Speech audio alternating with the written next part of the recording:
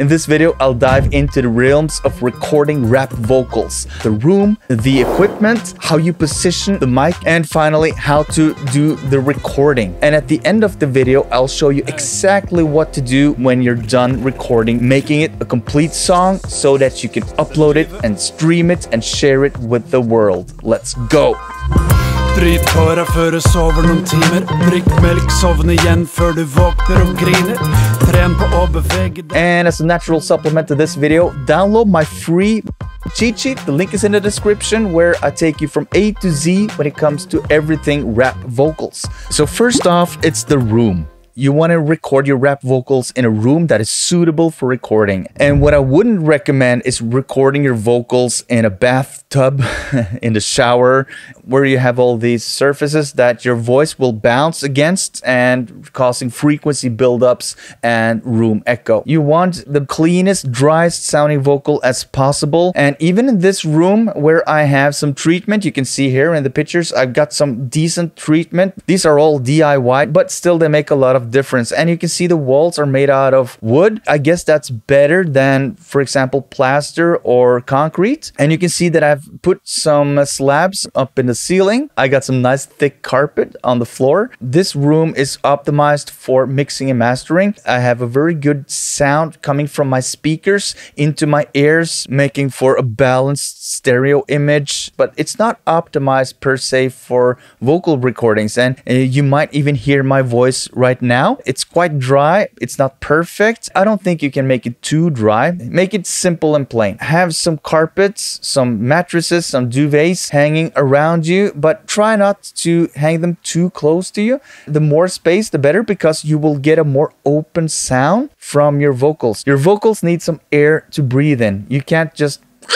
You don't want to strangle your vocals. Then you can see the positioning in the room. So this is a decently sized room. So my suggestion is to stay in the center of the room, but not in the dead center, a bit offsetted. So I had my homeboy Bru standing a bit off center, but I had to make some adjustments because I wanted him to stand beneath one of my acoustic panels in the ceiling to take away some of the room reverb and reduce the frequency buildups. And then a short breakdown of the equipment. So first off is the mic. It's a Rode NT2A on a mic stand with a pop filter. It's the same thing as this one. Here I have my pop filter on this mic, and it's essentially to remove all the clicks and pops that comes from your lips and your tongue when you're talking. And then you can see Bru has some headphones. Those are the Beyerdynamic DT770 Pro 80 ohms. Those are excellent for recording because I can play the beat quite loud in his ears, and he can have an immersive experience while laying down his bars, but it won't bleed into the mic because they are closed. But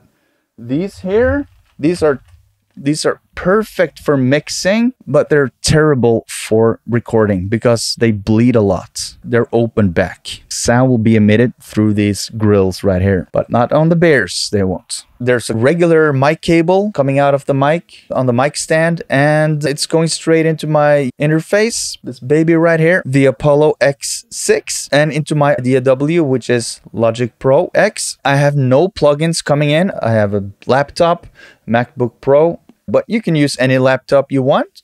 You can use any audio interface you want, and you can use any mic you want. But what you need to have is a mic stand and a pop filter. Those are essential peripherals. You need those to make a good take. So that was the equipment. And then comes the positioning to the mic. So you have the mic standing at the best place possible in the room, where there are the least possible reflections, because you have some room treatment going on and you're not in the dead center of the room, and you're not standing directly in front of a wall either, and not in a corner, none of those things. And then you have to find out, where should your mouth be according to the mic. So as you can see on these photos, you see that my friend has the mic placed a bit higher than his mouth, which makes the sound coming from below a bit. And that's just the sweet spot that we found for his voice and for his style of rapping and performing. Another thing that you can see is the distance from the mouth to the mic. We found this to be the optimal distance.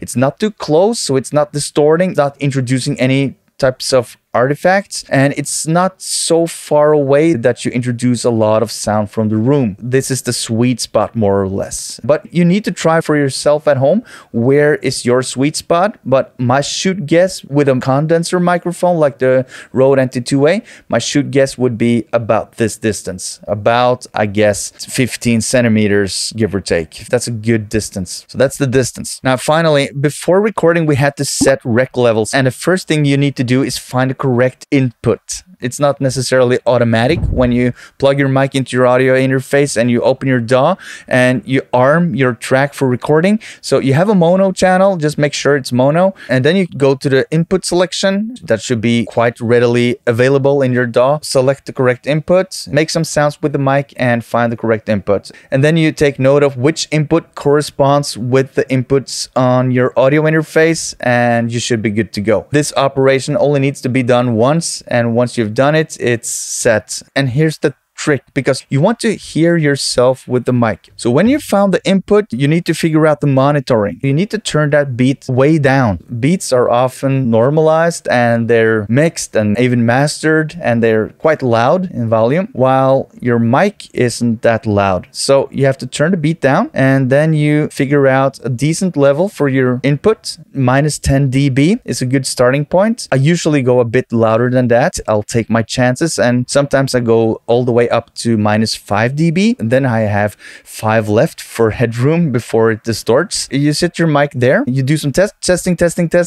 1, 2, 1, 2, 1, 2. You know, all those words you say, crack a joke. And then the rapper does his verse on the beat, and you adjust the beat so that it's loud enough according to the vocals, and that might be really quiet. After everything is done with the recording, you can turn your beat up again, of course. I always find myself turning the beat down so that it matches the vocals. If you like this, hit the like button, hit the subscribe if you want more videos like this, and don't forget to download the vocal checklist. The link is in the description, where I take you from A to Z when it comes to recording vocals in more or less 5 minutes. It's a short, quick guide. There are bullet points, no fuss and no ebook, no immersive reading experience there. It's just quick results. Okay, when you have recorded your vocals and you've turned up your beat again and everything is starting to sound finished, you can see in the WAV files that there are some peaks. You may want to lower those a bit. So this is how you do it. Look at this. When those peaks are tamed a bit, you should be more or less ready to export your audio file. And this is how you do it. You